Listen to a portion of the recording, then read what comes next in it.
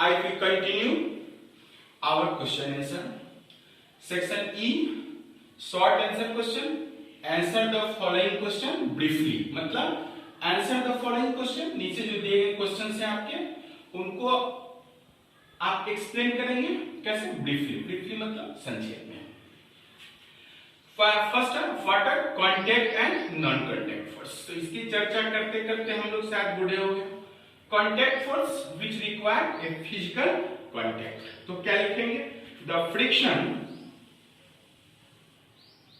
Contact force, a force, sorry friction, a force acting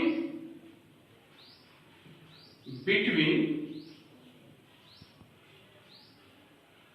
two objects. A force acting between two objects that require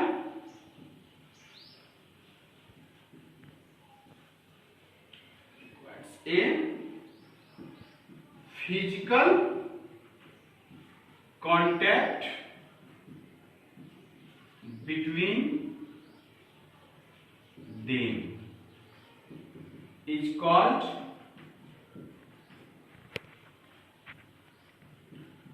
contact force. Contact force Hindi में इसको कहते हैं संपर्क बल. मतलब वो फोर्स जो एक्ट करता है कब? Due to physical contact between them, like frictional force and muscular force. Suppose एक लोड है, इसे हमें, इस वेट को हमें क्या करना है? कैरी करना है. तो इसके लिए हमें क्या करना होगा? पहले इसके कांटेक्ट में जाना होगा. तो ये जो फोर्स हुआ, ये कौन सा एग्जांपल होंगे? कांटेक्ट फोर्स है. तो a force acting between two objects that requires a physical contact between them is called contact force. Example, muscular force,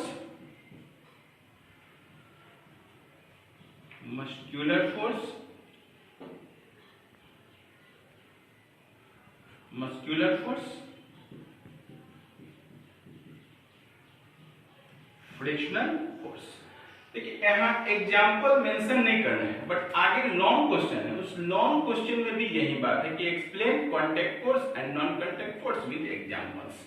तो वहां भी आप यही डिफिनेशन लिख लेंगे हम लोग कि a force acting between two objects that requires a physical contact between them is called contact force. वहां इस एग्जांपल्स को ऐड कर देंगे. यहाँ चाहे तो हम इस एग्जांपल को छोड़ सकते हैं. Non contact force,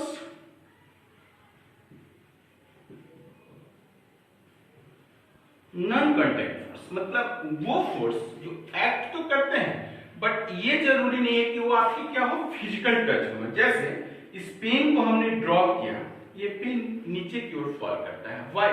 due to earth, due to gravitational attraction of earth.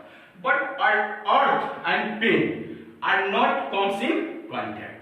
That's why it is an example of non contact force. तो इसे कैसे डिफाइन करेंगे? सेम इसी डिफिनेशन में आप that does not requires include कर देंगे, हो जाएगा. A force acting between two objects that does not या doesn't, कुछ भी लिख सकते हैं, that does not require a physical contact between them is called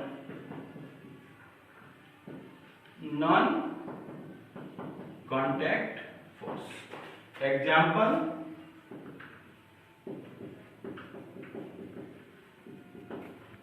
gravitational force,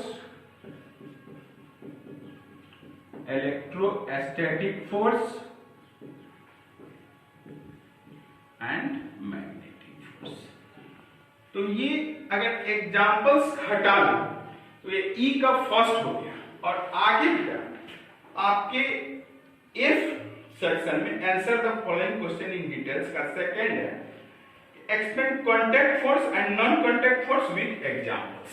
उसका भी आंसर यही होगा कि contact force a force, finally एक बार और, contact force, that force which require a physical contact, a force acting between two objects that requires a physical contact between them is called contact force. Muscular force, frictional force. Non-contact force, a force acting between two objects that does not require a physical contact between them is called non-contact force. Gravitational force, electrostatic force, magnetic force. एक minute अच्छा से पढ़ें।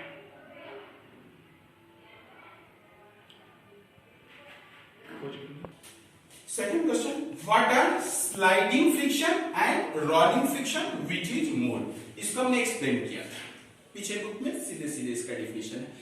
Actually हम आपके definition को आपके book के according ही रखने का प्रयास कर रहे हैं, इसको ज्यादा लंबा भी नहीं खींचना है और आपके बुक से ही मिलता जुलता डेफिनेशन है। What are sliding friction and rolling friction? First बात तो ये होगी कि बोथ आर काइनेटिक फ्रिक्शन। हमने पढ़ा है काइनेटिक फ्रिक्शन के टू टाइप्स हो गए, sliding friction and rolling friction. Suppose करो यह एक ऑब्जेक्ट है, इस ऑब्जेक्ट को हम इधर से एक फोर्स लगा कर धक्का दे रहे हैं, इसको स्लाइड, तो ये जो ऑब्जेक्ट है वो इस सरफेस पे स्लाइड करता हुआ आगे की ओर बढ़ेगा। जैसे इस पेन को हम इसे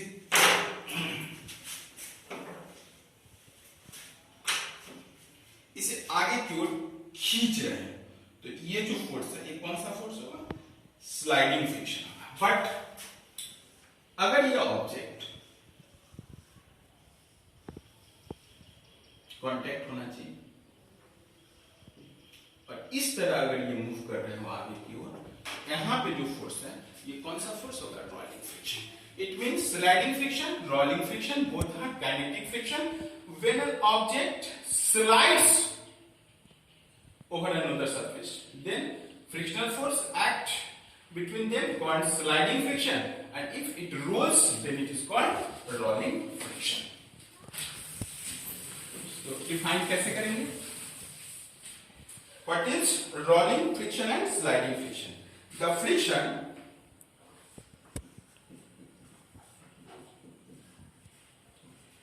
acting between the friction or frictional force may be the friction acting between the surfaces when an object slides over a surface is called sliding friction. Next, rolling friction.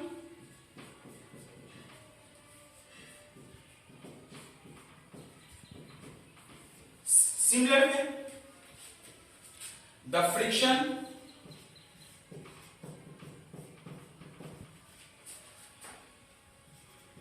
acting between the surfaces, the friction acting between the surfaces when an object rolls. थोड़ा ही इसमें change होगा, याद करने में कोई परेशानी नहीं है, इसको रिमेंबर एकदम आसान है। The friction acting between, rather frictional force acting between surfaces when an object slides over another surface. अगर slide करते हो then it is called sliding friction, and if an object rolls over a surface is called rolling friction. Sliding friction अधिक होगा, यही कारण है किसी भी गोल ऑब्जेक्ट को रोल कराते समय ऑब्जेक्ट को ज्यादा परेशानी नहीं होती है। तो क्या कहेंगे, the friction acting between the surfaces when an object rolls over surface is called rolling friction. Sliding friction ये इंपॉर्टेंट है. Sliding friction is more than कौन सा फ्रिक्शन, रोलिंग फ्रिक्शन. तो ये सेकंड क्वेश्चन था, what are sliding friction and rolling friction, which is more. The friction both are kinetic friction. The frictional force acting between the surfaces when an object slides over a surface is called sliding friction, and when it rolls over a surface it is called rolling friction. Sliding friction अधिक होगा, rolling friction कम होगा. यही कारण है किसी भी object को slide करना टफ है रेस्पेक्ट टू रोल करना. एक मिनट इसको देख लीजिए.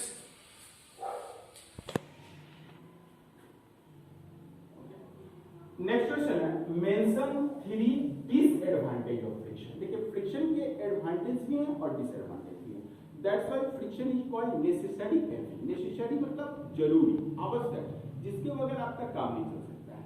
और एविल मतलब बुराई. तो फ्रिक्शन के एडवांटेज भी हैं जिसके कारण से नेसेसरी कहते हैं, और डिसएडवांटेज भी जिसके कारण से एविल कहते हैं. तो यहाँ पे हमें एक्सप्लेन करना है, मेंशन 3 डिसएडवांटेज ऑफ फ्रिक्शन. तो फ्रिक्शन के डिसएडवांटेज क्या क्या है, let's see one by one. First, friction produces a lot of heat in various part of machine. कोई भी मशीन के जो मूविंग पार्ट्स हैं, आप यहाँ वेरियस पार्ट की जगह पे चाहें तो moving part moving part of machine. Friction produces a lot of heat in moving part of machine. Machine के जो मूवेबल पार्ट है वहां पर फ्रिक्शनल फोर्स अपेयर होता है, जिसके कारण बहुत सारा एनर्जी किस रूप में वेस्टेज हो जाता है, बर्बाद चला जाता है एज ए हीट एनर्जी के रूप में. और अगर ज्यादा फ्रिक्शन हो तो आप देखते हैं कि मशीनरी पार्ट्स से क्या होता है, स्पार्क भी होता है, मतलब लाइट भी प्रोड्यूस होता है. तो ये ड्यू टू फ्रिक्शनल फोर्स. तो फर्स्ट हो गया कि friction produces a lot of heat. Friction क्या प्रोड्यूस करता है, a lot of heat where moving part of machine, and due to this wastage of energy heat. Second, forest fires are caused due to friction between branches of tree. और ये हमारा आज का सबसे important problem, सबसे बड़ी समस्या forest fire के रूप में आ रहा है. गर्मी के दिनों में जब तापमान बढ़ जाता है, ऑस्ट्रेलिया और अमेरिका जैसे देशों में भी due to frictional force between different branches of tree क्या होता है, फॉरेस्ट फायर अकर्स, जिसके कारण बहुत बड़ा लैंड पार्ट, फॉरेस्ट पार्ट क्या हो जाते हैं, बर्न कर जाते हैं, जल जाते हैं. तो सेकेंड, ये भी फ्रिक्शन का डिसएडवांटेज है, बहुत बड़ा डिसएडवांटेज है. Forest fire are caused due to friction. Friction के कारण क्या होते हैं, फॉरेस्ट फायर होते हैं, जंगल के आग, जिसे हम दावानल हिंदी में कहते हैं, है ना. तो forest fires are caused due to friction between branches of tree. And third, friction क्या करता है, मोशन का अपोज करता है. तो जितना अपोज करेगा उतनी एनर्जी आपकी क्या होगी, व्यर्थ चली जाएगी. तो आप थर्ड चाहें तो थर्ड,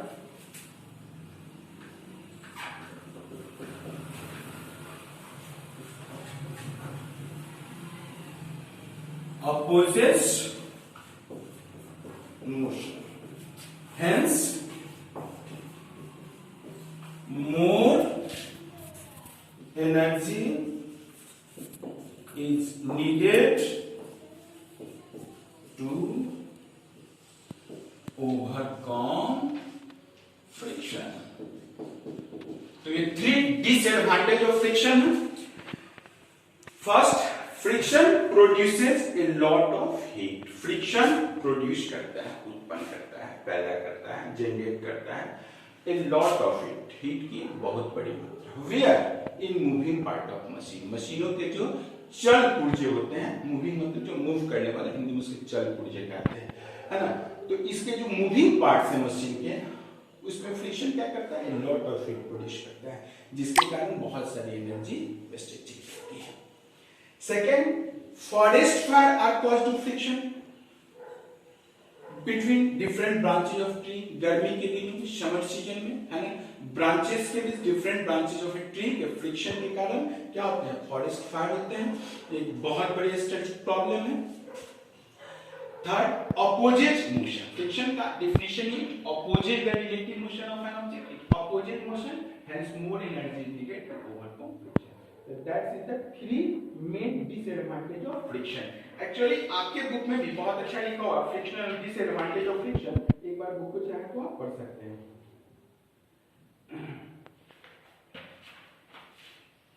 एडवांटेज है, डिसएडवांटेज ऑफ फ्रिक्शन।